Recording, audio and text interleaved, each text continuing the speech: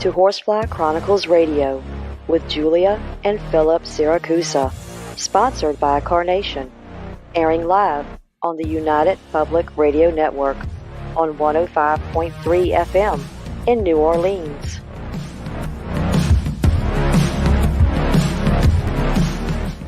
This show's entrance has been edited, produced, and directed by Gwen Clapper from Perfect Trust Productions, LLC.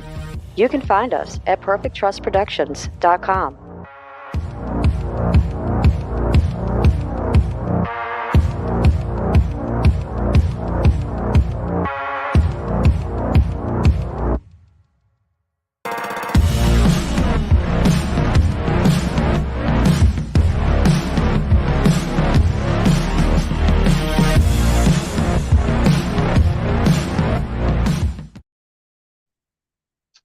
Hello, everyone, and welcome to Monday night segment of Horsefly Chronicles Radio with myself, Julia Siracusa, and Phil Siracusa. We're broadcasting live from the International Public Radio and the United Public Radio Network on 105.3 FM from New Orleans. This evening's show is fully sponsored by Carnation, so we want to thank them for their sponsorship. We love them. You can also go into all of our Facebook stations, UFO Paranormal Radio Network, UFO Undercover with Joe Montaldo, News on the Flip Side, also Twitch, SoundCloud, and Podbean. You can also go over to our group, Horsefly Chronicles Radio. Get in, join if you haven't. And if you have any questions for our guests, please ask. So today, guys, we have a really terrific guest, right? Yeah. So please welcome Bill Slevin to the show. Bill is the founder and lead paranormal investigator of Paranormal Existence Research Society. That's PERS. Bill has worked in the paranormal field for over 30 years. He's been part of well over 500 residential investigations. That's a lot. Wow. He's been seen on an episode of Ghost Asylum, numerous podcasts and TV interviews, and was filmed for a documentary for the Discovery Channel airing early 2022. He's also an educator in the field, so please let's welcome Bill to the show. Welcome. Hey, how you doing? Thank you for having me. Oh, yeah. Thank you for coming on, Bill. Yes. Wow, you have quite a resume there. And, 500 cases and, you do a lot of residential. We like that. Yes. When we always like to see what you have to say and your experiences. So we always ask our guests, take us to the beginning for our listeners. How did you get started? What was your first experience? Was it adolescence? Well, I was real young when I was always into horror, paranormal, anything like that. When I was little, I was never scared of the movies and scared of that stuff. I had some of my own experiences that I kind of wanted to learn a little more about them. Back then, it was a little different because you didn't have TV shows. It wasn't out, in the mainstream and everything. So it wasn't as easy as it is today to get into it. I started probably my first residential case was around 1989, 1990. So I was doing, just some little research on the side with some people I knew here and there when I lived up in New Jersey. And then some of my friends knew somebody who had a team and they were short a guy for the night. So they asked if I wanted to go and do a residential case, which is what I really wanted to do. They were just hard to find back then. So I went on that case. And it was a lot to take in. It was very different than going out into the public. And it's what I really realized I wanted to do. I wanted to go help people. That's why, I still like to go out and do public stuff, but I do as much residential as I can to try to help people. When you say help people, can you define that? Sure. People contact us, especially now, since the one good thing about TV is that it did bring it into the mainstream. So people are a little more open to contacting us for help. They're not as scared. Sometimes it's paranormal. A lot of times it's not. But to be able to go to somebody's home and go in and check everything out and tell them if it is paranormal or if it's not, and help them either get rid of it or understand what could be causing it, just the relief on their face. Some of them are truly frightened because, of course, they watch TV, and we all watch the shows. I like the shows too, but they are very dramatic, and they scare people a bit. Everything's a demon, everything's crazy, and people don't know the difference. And I like to help them a lot. During the day, I'm an IT and marketing director for a psychiatric drug and alcohol treatment facility for the past 9 years. So that has helped me a lot. Yeah. Understanding the psyche of the people. I definitely agree. Exactly. So if it's paranormal activity, Mhm. what do you do to help the family? Well, me and my team, we go in, we don't I'm an IT, so I have a ton of equipment. But in most people's homes, we don't use a lot of that equipment. We go by our empath abilities first. That is the best thing you could do. And then we'll use just sometimes audio, video, maybe some scientific devices like an EDI that just, gauges temperature changes, things like that. And we'll go in and really sit with them. We're like counselors. We'll go in and spend 2, 3, 4 hours with them the first time just to listen, because sometimes we're the first people that they actually get to talk to and feel comfortable because we're not judging them. So I like to let them get comfortable with us too and tell us everything. The more comfortable they are, the more they tell us. Sometimes they hide things like maybe there was a psychiatric illness, or maybe there was addiction, or maybe there was something that possibly could have caused this. We need to know that. If you don't tell us, it's harder to find out. So the more we sit with them, the more we talk to them, the more they open up to us. The more they're going to start trusting you. Exactly. Okay. Mhm. So let's say you have a patient, a patient. Listen to me. I think he's a doctor now. But let's say you go into a home and there are people with disabilities, Yeah. but what's happening in the home is no thought of their own. So how would you go about that? Well, again, we go on our own abilities first. A lot of times we'll walk through the house on our own before they tell us where they've had problems or what exact problems they had where, so we could see what we could pick up on first to match it. Most of the time we do not do a full-blown investigation. A lot of times we don't feel the need for it, because a lot of people, if there's something in there, they just want it out. They don't want to know who it is, what it is, why it's there. We only do that if there's a real need for it. So we'll sit down, we'll talk to them, we'll see what's going on, and then we'll do a small investigation, and then we'll cleanse the house if we think something's there, depending on what it is. We use sage, we use Palo Santo. I know a lot about energy, so we'll use a singing bowl to cleanse the energy in the house, because a lot of times it's energy. It's not paranormal, or it's a mix. You could tell. We'll ask a lot of questions. We get very personal with them. You'll see a lot of times people are fighting a lot between each other in the home. And if you cleanse the energy, it'll fix that. A lot of teams, some of them don't know about the energy, because they learn more from TV shows. And it's something I like to do because it always helps. Even if we don't feel there's 100% something paranormal in there, we'll probably cleanse the energy anyway, just to fix everything in the house.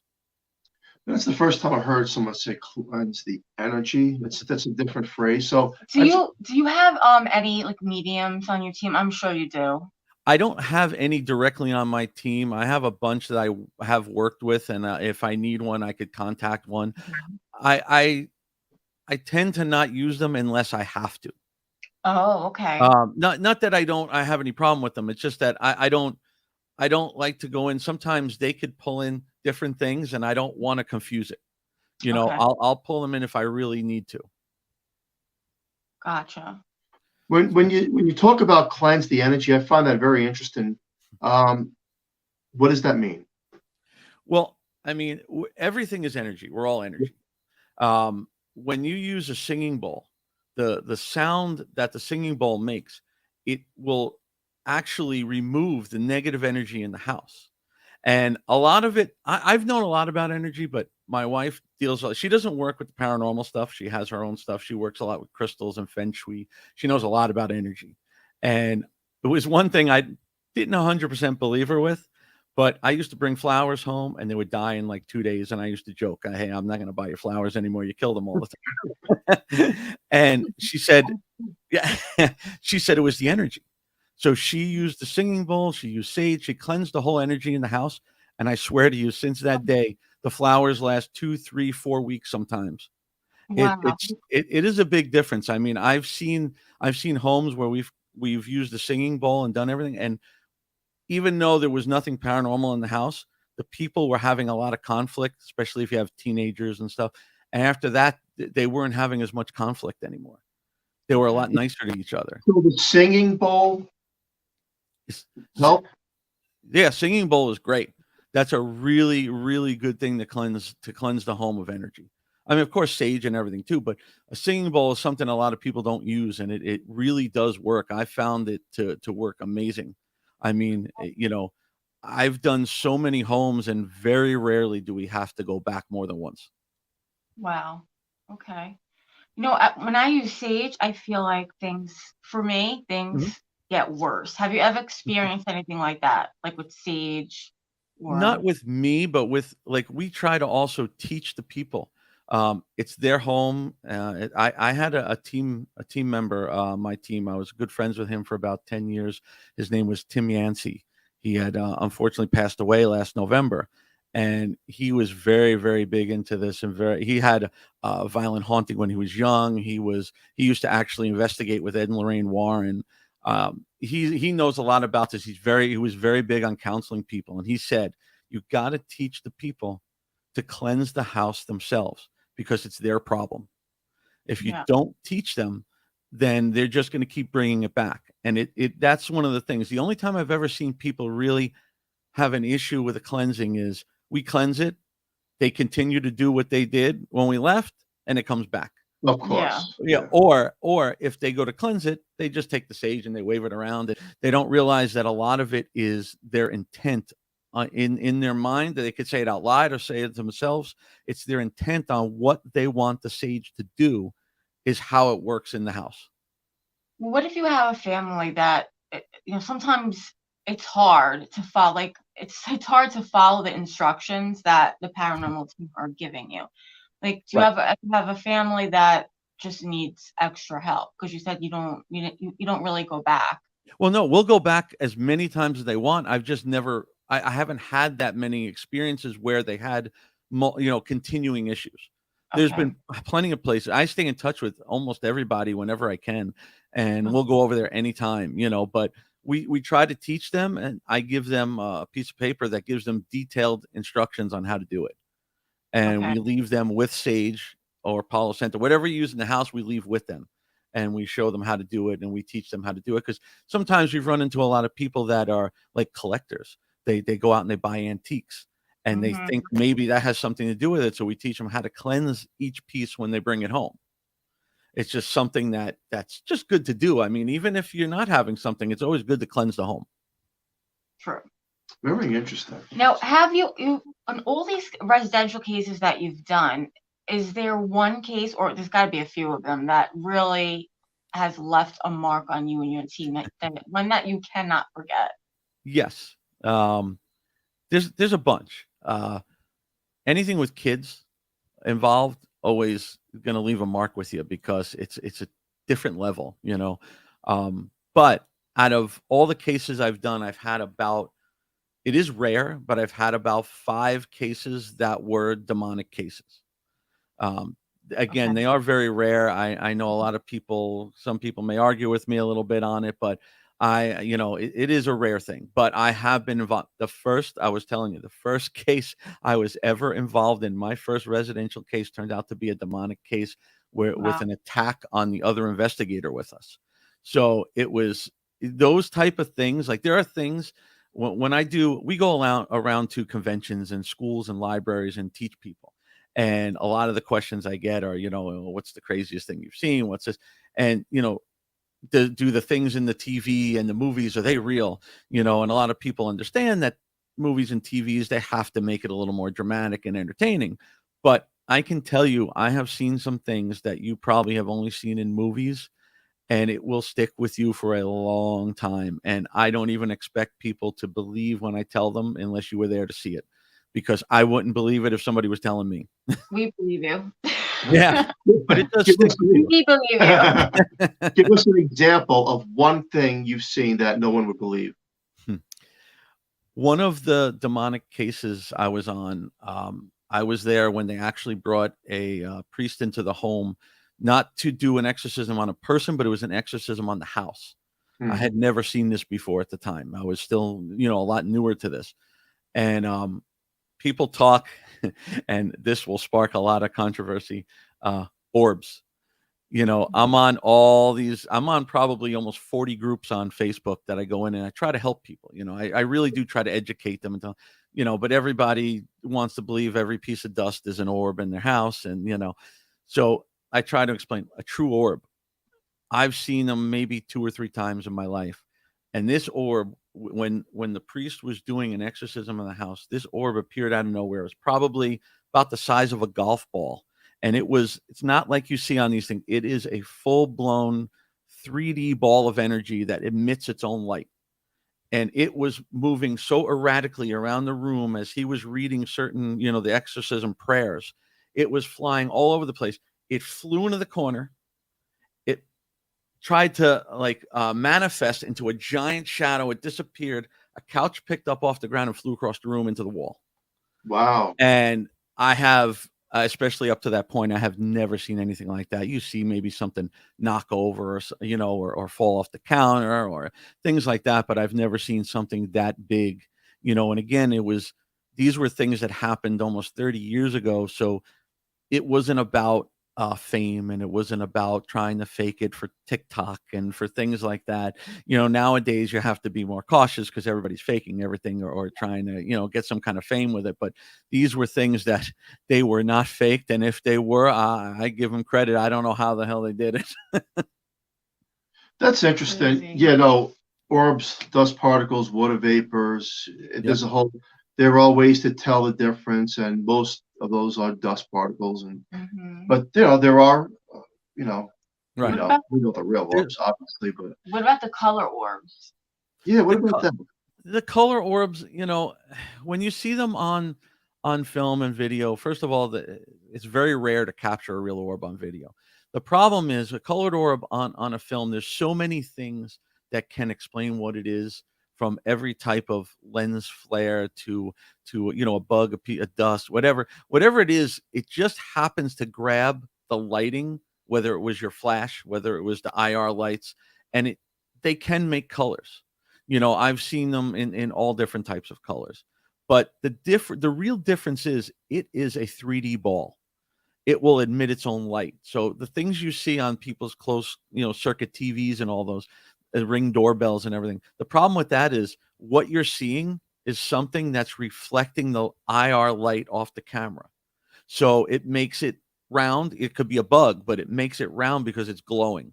And most of the time it's translucent or transparent, though that's not what a real orb is. I mean, I've seen them and they don't look anything like that. So it's hard. I mean, I can't say none of them are, but I don't know anybody who's ever captured one on film, a true orb that they could say this was definitely an orb. It's always at times where you're not expecting it or you weren't expecting it. Back then we didn't have as much equipment. It was a little different. Yeah. Oh, speaking of equipment, what kind of equipment do you like to use? For me, I mean, my go-to is definitely EVPs with audio recorders. Yeah. I mean, I even still have some old audio recorders that have cassette tapes in them. And to me, that is the best evidence. Not a lot of the staticky stuff you can get through stuff that's hard to translate and stuff, but when you capture clear voices through it, there's no denying that. I mean, I could, give you a million examples of audio. I could give you a handful of examples of video. Very rare you capture something that you could really say that's got to be something on video. It's tough. But I like to test out all the equipment when we're out on public stuff. Like I said, I have just about everything you could think of. I like spirit boxes. I have a portal that I got recently. I've used them before, but I just got my own. And it's fun to play around with. It's just a lot of that stuff I wouldn't bring into somebody's home because to me, it's not 100% evidence. I'm not going to, I have an SLS camera, but I'm not going to go into somebody's house. I love them, but I'm not going to go into somebody's house and say, hey, you have a ghost here because I got a stick figure in your room, So I like to give them, I like to give them the best we can, and really try to help them, because a lot of them are scared. Some of them don't mind, but some of them are scared. Yeah. Yeah, the SLS camera, it's a big controversy. Yeah. Some people totally don't believe it. Some people do believe it. Right. We've had experiences with it that it's hard to explain. Yeah. Exactly. So there's that big question mark, but I believe that the recording of the voice is the most prompt and the best thing, that is your evidence, because no one else is in the room and it's talking back. You can't really debunk that. That's a hard one to say that, everything else, spirit box and all these things, I'll tell you straight out. The K2 meter I can make go off with the cable TV remote on a different floor. Right. The REM pod I can make go off with texting. I mean, the cell phones. Yes. It was a lot of trial and tribulation with, we've had a lot of teams at home, and we've debunked a lot of stuff too, because it's nice equipment. Equipment's fun to use. It is fun. I'm like, wow. But when you see what's going on with who changed the channel, here's a perfect example for the listener. Those LED lights they sell that change colors? You can stick them to the wall. Yeah. Yeah. Okay. Yeah. Do you know that if you change a cable remote and it's on that frequency, it's going to change the color as well? I have it here. It's hard to see, but I have in the back, I have red lights that go around the whole room. And every time I use my remote for my TV, it changes the color of the lights. Yeah. Wow. And I saw something the other day that I feel bad. I forget the guy's name. It was on Facebook. And every once in a while, I'll see somebody post something that's an actual investigator that does research and tries to debunk and tries to find things. And he had something that was so great. And I asked him if I could take the video to use it for things. There's a lot of things I don't like.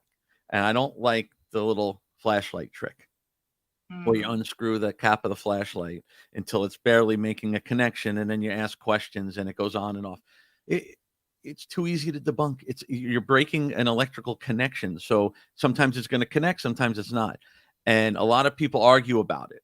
And somebody had it where they showed you how you could be in a room, and depending on the temperatures, the actual case of the flashlight, whether it's metal, whether it's plastic, can contract or expand. And he took a hairdryer on low setting and put it on the flashlight, and then the flashlight lit up because it extracted and it made the connection. It touched the connection, so it went off. He turned the thing off and it went off again. It's crazy. There's so many things like that. And could it be something at times? It can be, but I like to rule things out first. Yeah. Yeah, I'm the same way. I like to rule it out. And if you're going to sleep with one eye open at night, you better make sure it's the real deal. Otherwise, it'll bother me. And but I tell the listeners, like, people would ask me, and I'll ask you, if someone says to you, well, prove it. Prove that ghost exists. How would you prove it to anybody? Do you have a full body apparition picture? That's a tough question, because unfortunately in this industry, there is no 100% proof. We have to go by what we've learned. Again, I've been doing this 30 years, so I have experience, I have education. We have to go by what we've learned. And when we capture something, if I show you something as evidence, it's probably as close to real evidence as possible, because I can't figure it out. I will never show something if I think, well, it could be this, it could be that. It's tough, because you could show somebody audio, you could make them listen to audio and stuff like that, but it's hard for them to understand. They may hear something slightly different, or they may not. If they don't want to. Honestly, the hardest thing I have with people is going to their homes and convincing them it's not paranormal. Most of them now do not want to accept it. It's like, it's cool to be haunted, So, I mean, we want to help them, and we're there to help them, but you can't help everybody, They think it's cool to, for their house to be haunted, or they just can't understand. They can't figure out, what's going on in the house. Right. And It probably is the hardest thing we have to deal with is going in and, if we get people also that are, say, have a psychiatric illness or something that we believe, it's a very touchy subject. And that's why I say we counsel them and we talk to them for so long to get comfortable with us, because one, we're not doctors. So we cannot advise them that, hey, you may have schizophrenia. You know what I mean? We can't say that, even if I know you're showing the symptoms of it. But we can try to explain to them that, listen, we're here and we're showing you there is nothing paranormal. You have to look at other avenues. A lot of times people will come out and tell us, oh yeah, I haven't been taking my medication after 4 hours, and it's things that sometimes like that. Sometimes they need us there to understand that's what it is. And then I could tell you people that have gone back on their medication, went back to the doctor, changed their medication, did things and helped them, get better. But it's a tricky. Yeah. And speaking of people who do have schizophrenia, like how do we know that, what they are seeing and hearing is not the paranormal? Like it's such a tricky. It is. You know what I'm saying? Sometimes it can be both, because spirits and the rare cases of demons, they will attach to people who are kind of weaker minded that they can easily control. Yeah. So sometimes you have to be careful. It can be tricky. Like one of my main things is if you're in a house and there's a family of people in there and only the one person is experiencing it, I'm already leaning a little more toward that. Not that a spirit can't only attach to one person, but usually they'll show some kind of sign. Somebody will see something. So that's one thing that I start to lean toward to see. And then it depends on the person, because like say somebody who's schizophrenic, they're going to tell you a lot of the same things that a person who's has a ghost is going to tell you. I'm hearing voices, I'm seeing things, they're talking to me. The difference is listen to what they're saying. Like I've had people that'll tell you things that, oh, the spirit it's making me eat right. When I eat bad food, then it gets mad at me. Now, in all my years, I've never experienced a ghost that cares what you're eating. So when you start hearing specific things, I had a person, of course, I can't talk a lot about the stuff that we do in residentials. It's confidential, but I could tell you we had a lady who was telling us she had 3 shifts of ghosts in her house that were running a restaurant in her home. Yeah, and they tapped into her smoke detector to get to her phone. So like when you could start hearing the way that they start kind of rambling on about things like that are so offbeat that kind of will lead you to that. You have to try to listen to really what they're saying. And when you were asking about the equipment, if any of your own abilities, empath abilities, anything like that, that is the best equipment. Yes. Because that doesn't lie. And of course you can't prove it to somebody, but it doesn't lie. I have a question. I have a lot of questions. Like in our house, sometimes we feel like we're blocked to a lot of the things here. But then if when you put us somewhere else, we can pick up tons of stuff. Like, so can people get blocked to their, for their own? That's a good question. I'm not sure. I mean, I know people have learned how to tune it out. And some people maybe subconsciously block it. Like for me, in my home, I do not play with my equipment. I do not play with my abilities or anything in the house because you can bring something in that's not here. So it's possible that subconsciously you're blocking it in your home because you're trying not to be part of it. But I mean, I don't know anybody that's just been blocked in certain places. It's, I've never experienced that. I only try to turn it off. I feel like sometimes you're like blocked off from. Well, it doesn't show face. So sometimes when you're living with it so long that you don't know what you're dealing with. Yeah. That's the thing that, what happens. That's it too. Like when I you don't know the difference of energy after a while because you're so soaked into it that you can't separate. So the pictures, you don't have a picture, right? Of like a full. You ever capture a full body or not? Apparition? I have two shadows that I captured down in the Keys at the Key West Cemetery. There were pictures. I was just walking home from being out on the main strip there, and it was like 4:30 in the morning, and this is years ago, and I always had my camera with me, and I was just shooting through the fence on the way back to the hotel, and I was probably 3 months later. I was looking through the pictures, and I captured, it was a full shadow of a person, and then in the next picture, it was in the next area, almost like it was following us. That's probably the best I've had of an actual, mostly shadows, not a full blown apparition. I've seen some with my own eyes, but I've never captured them. The ones I saw were years ago, before I had camera phones and everything. That the Amityville Horror case, that little boy on the banister with those eyes. You think that's authentic? Yeah, I've actually, again, Tim Yancey, who used to be on my team, he was best friends with George Lutz, and he's on all. If you watch any of the like Amityville documentaries on Discovery and stuff, he's in them because he talks a lot about it. He used to go around with George and talk about the Amityville. And as far as I can tell you from what I've talked to him about, that is a real photo. There's nobody there that discredits it. It was taken, I believe, by the Warrens in the home. Mm-hmm. So they don't know 100% who it was, but they had nobody that looked like that. It was a kid. They believe it was the son that was murdered in there. But it's never been proven kind of either way. It's never been debunked.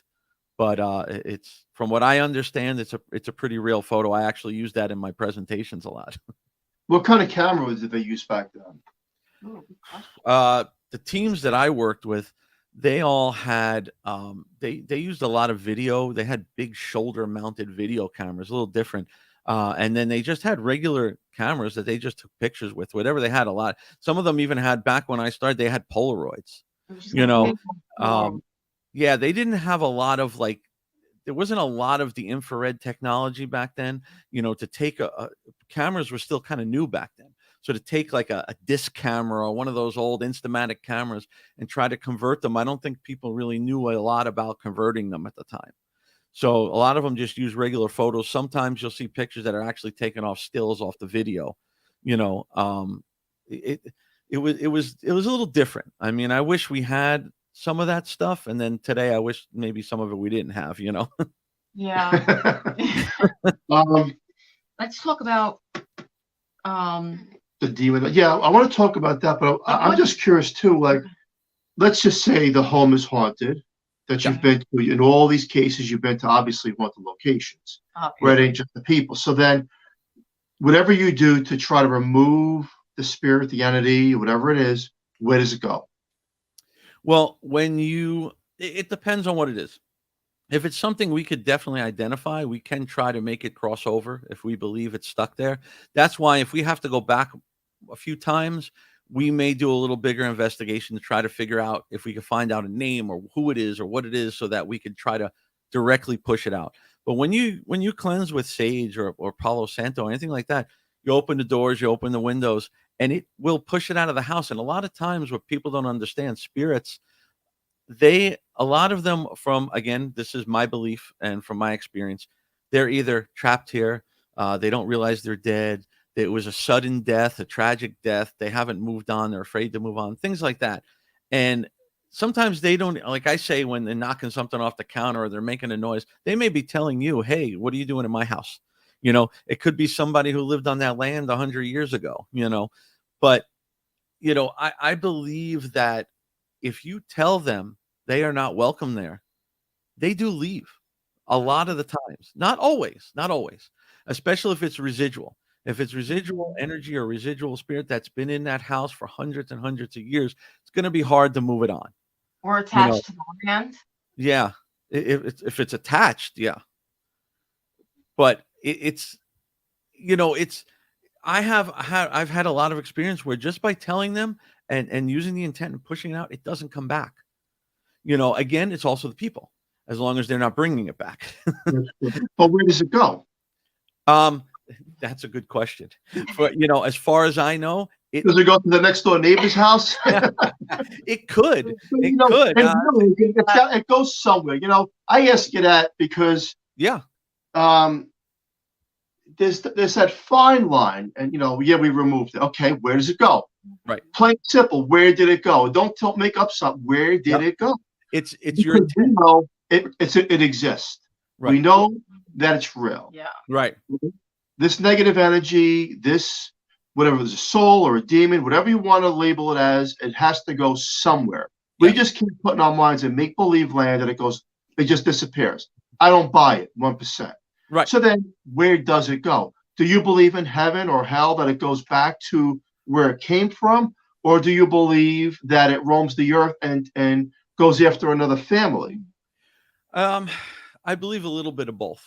I do, because I do believe in, I grew up Catholic, and I do believe that, again, when I was saying about intent. So when you're saying your intent while you're doing this, your intent is telling it, like, or at least for me, my intent is telling it to move on, go to the light, go somewhere, go out of this, don't be stuck here. You know what I mean? So we are hoping that they are listening to us, and that's what they're doing. Nobody can be 100% sure, honestly. If I tell it to leave and it goes out and it goes to the neighbors, I really don't know. I can't say. I'm going by, again, I think if we pushed it out, I don't believe it would just go to the neighbors. I think it would eventually come back. I think it would hang around and come back.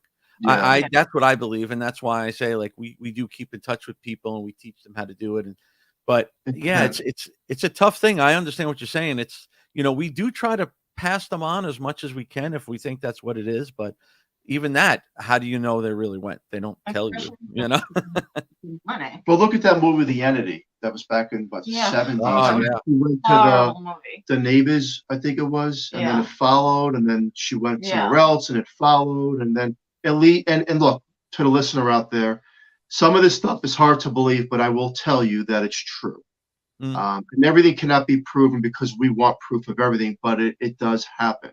And some of these things will follow you or follow people that it's called an attachment.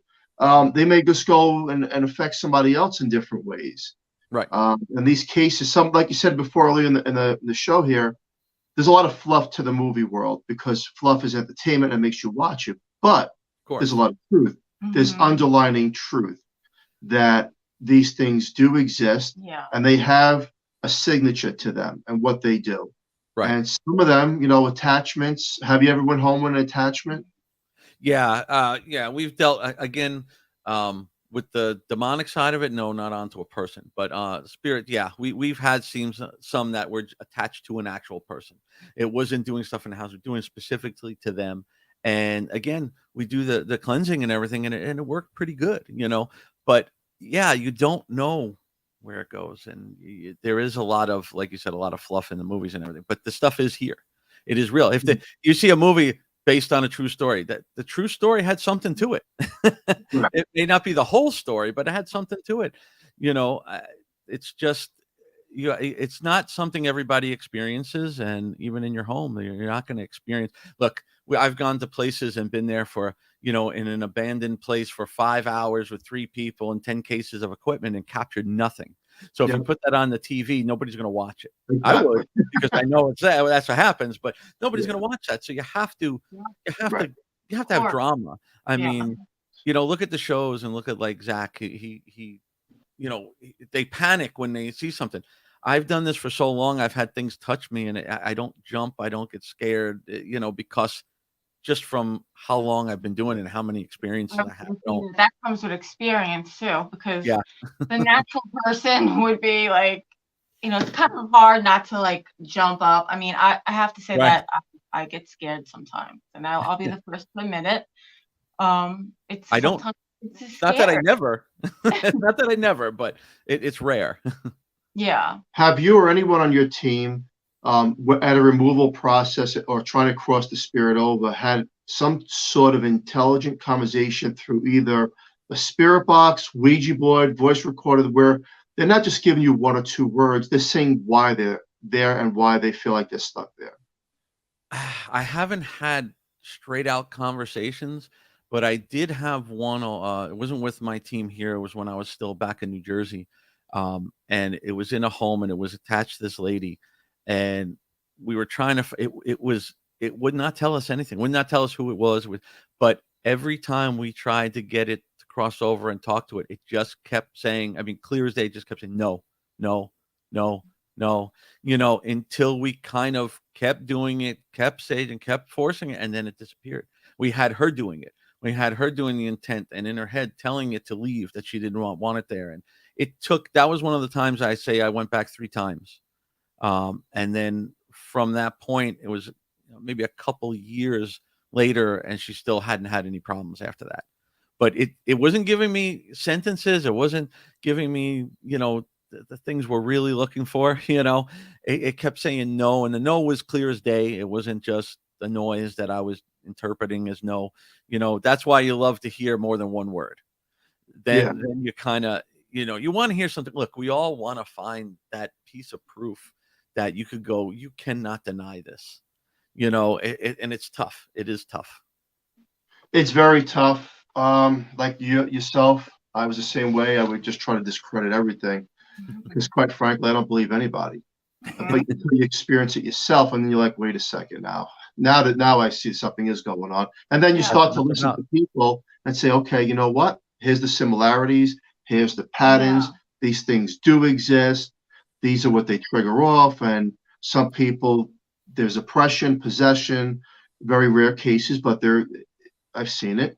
And then there's the unfortunates where, you've been in a lot of cases. I've seen a lot of misfortunes. And I don't know if you have, but when I asked you about where does that spirit go or that entity go, I'm stuck on that in a way because there's also tragedies that do take place. Whether we want to believe in it or not, or we say it's coincidence, some of it's factual. That like Ron DeFeo, for example, in the Amityville Horror, I use him as a perfect example. I mean, the father was well-to-do, had money. The son went off. He had a drug, alcohol. I always say evil finds its weakest link. It'll go after the weak link and take down, and that'll take down everybody. And that's exactly what happened. It was the perfect, unfortunate storm of a whole family. But that's not the only case. There's so many cases similar to that you have to wonder, especially the guy, I don't know his name. He had the police went to the home and they found the organ playing or piano, his horror music playing, and he killed the whole family and then moved to another state. This other guy, I don't remember his name, and then the neighbor recognized him from one of those TV shows. But he went crazy upstairs, right? So these things know how to go after people, and it goes after families too that already have problems like Amityville. So I guess the question then would arise. Would you recommend that after a cleansing that the family gets spiritual counseling as far as whether their belief is Christian, Catholic, whatever they believe in, and go in that realm? Absolutely. They should always do. It's like anything. It's like an illness, a tragedy, an addiction. Any kind of after help is good to learn and to know a little more, because again, it's not about a specific religion. And everybody, even on my team, everybody's a different religion, so it's not about that, but you have to know, like when I go into a home, I learned that because everybody is different religions and they don't want to, some of them aren't religious at all and they don't want anything to do with religion. So every person I go see, I bring crystals with me and I give them to them. Because no matter what religion you are, no matter what, really, a crystal is a spiritual thing, and they could keep that, and it makes them feel a little protected, and helps them. So, yeah, I believe that. I mean, we even provide it, like, as much as I'm not, a spiritual counselor, but in a way we are. So when we go there, and if they need to contact us afterwards, we'll go back, we'll talk to them, even if it's not on just the paranormal level, just they need somebody to talk to, because now they understand us and they know that we're not judging them. And because, some of those people, they can't talk to anybody. Everybody thinks they're crazy, even in their own family. Yeah. Oh, yeah. Well, yeah, isolation, depression, anxiety, stress, and then everybody believes that they're nuts and they're not nuts, and they have a hard time proving it because And it's a whole, yeah. you can't Now, prove some of these things. I have a question. Say you go into a house and there's a lot of activity there, paranormal activity, and Right. there's a lot of kids, there's teenagers, there's little kids. And what if you don't have, because like you said, everybody's got to do like a job to help themselves to get rid of whatever's there. What Right. if you do not have every child or person living in the house on board with doing what you have to do to help yourself? It's tough. It's tough because we talk to them at first and we tell them everybody has to kind of be on board. I mean, I've had people contact me and they're like, I live with my parents and their parents aren't, they don't agree to this and they don't really want to have you here. And I go, it's not going to work. Exactly. You need everybody. You really do need everybody on board. If they're young kids, of course, a lot of them aren't going to fully understand and you don't want to scare little kids, but But if you're older kids, yeah. But we tell them a lot of times first, even when we're on the phone with them, listen, understand that a demon is extremely rare. And if this is paranormal, it's not going to harm you most of the time. It's very rare that paranormal will physically attack you. So most of the time it calms them down a level at first. I'm not saying a spirit can't attack somebody, but in my experience, most of the time the spirits were not there to attack somebody. They were there more to kind of let you know they're there, or they weren't. If it's something attacking somebody, it's probably more on the demonic side, or they say, what is a spirit? It's an earthborn person that kind of crossed over there and is hanging around. So if they were a grumpy, grouchy, violent person, why wouldn't their spirit be the same way? So exactly. that is true. But That for is the true. most part, they don't have that, I think, that amount of energy to fully harm you like, say, a demon does, because it's a completely different type of entity. And how You do you know? tell the difference? Like when you go into a residential house, how do you automatically know that Well, it I could be? I think because I've had some experience with them, I can sense it a bit. It's a very different type of feeling. Yeah. And even though a demon will start in the infestation phase, which is kind of like a haunting. It may make some noises, it may knock on the walls, it may do certain things to kind of let you know it's there. There's a few signs that you can look for. It's always in threes. The knocks, the thing, it might scratch you, it might do things like that. Most of the time, though, in my experience and education on it, I did a lot of reading on demonology and everything. They don't hang around like a ghost.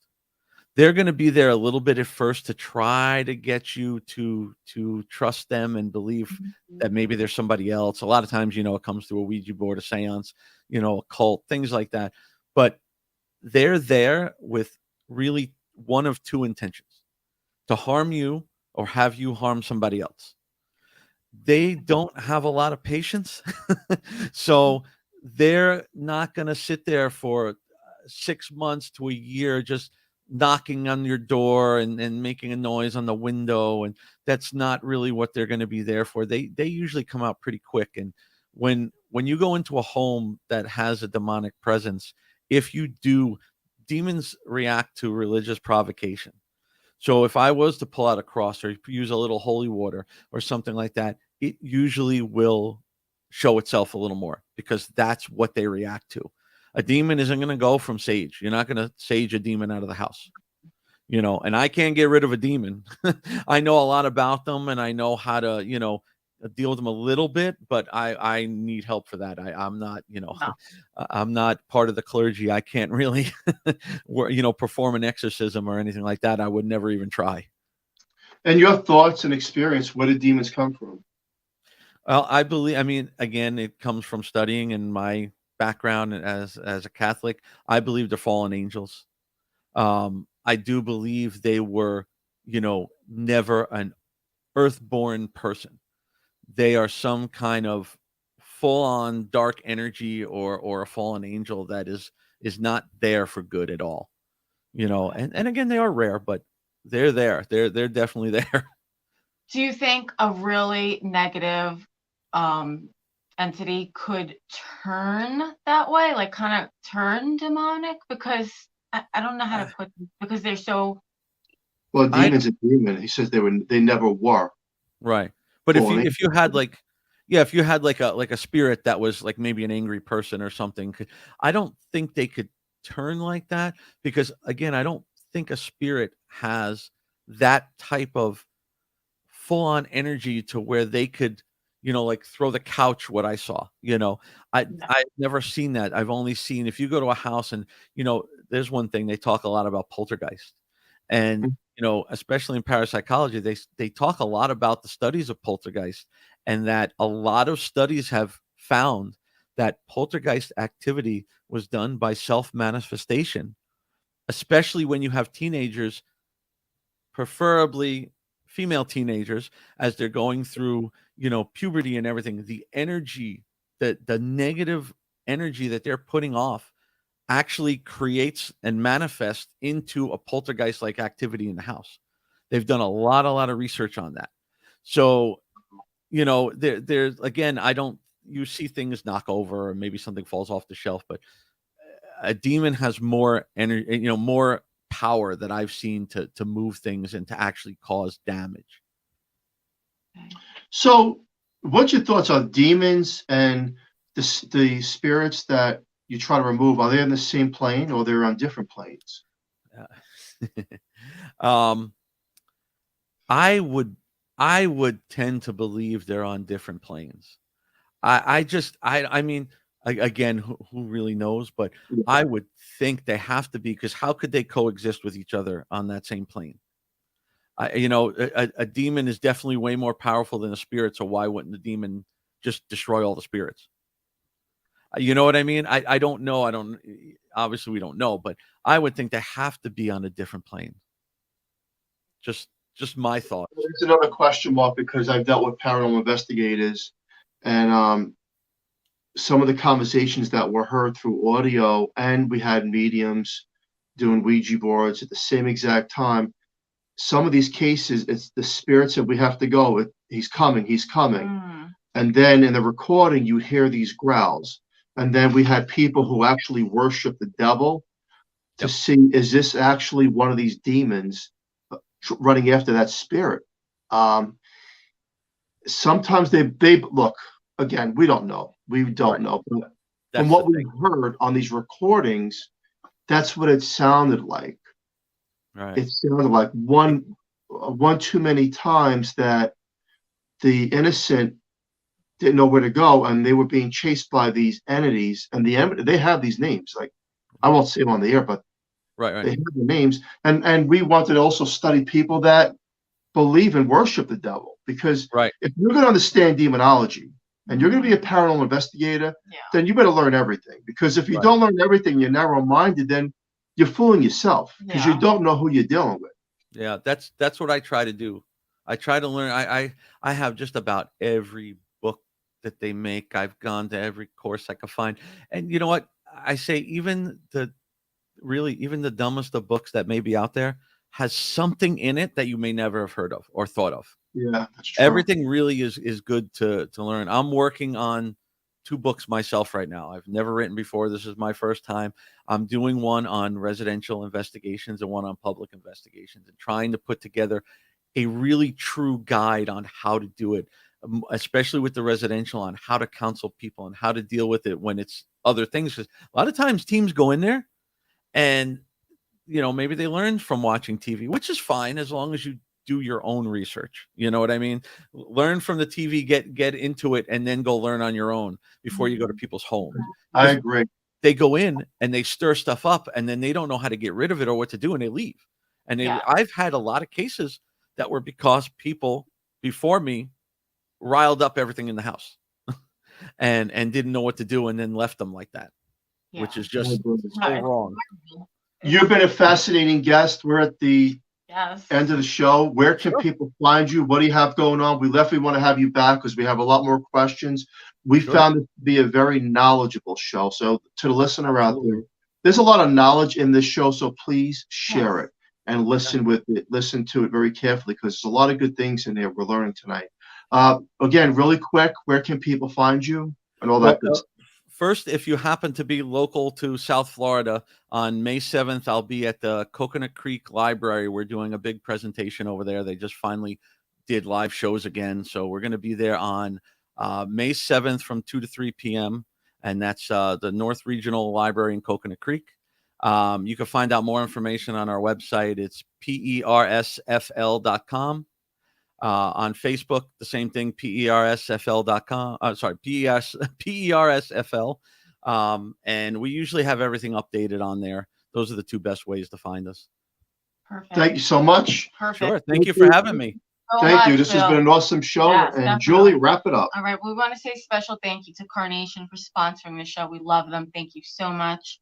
And join us next Monday night on the United Public Radio Network on 105.3 FM from New Orleans. And stay tuned for Trish Mo with The Missing Piece. Everyone have a safe, great night. Thank you, everyone, for listening. Thank you, Bill. Stay tuned. Thank you. Have a great night. You too.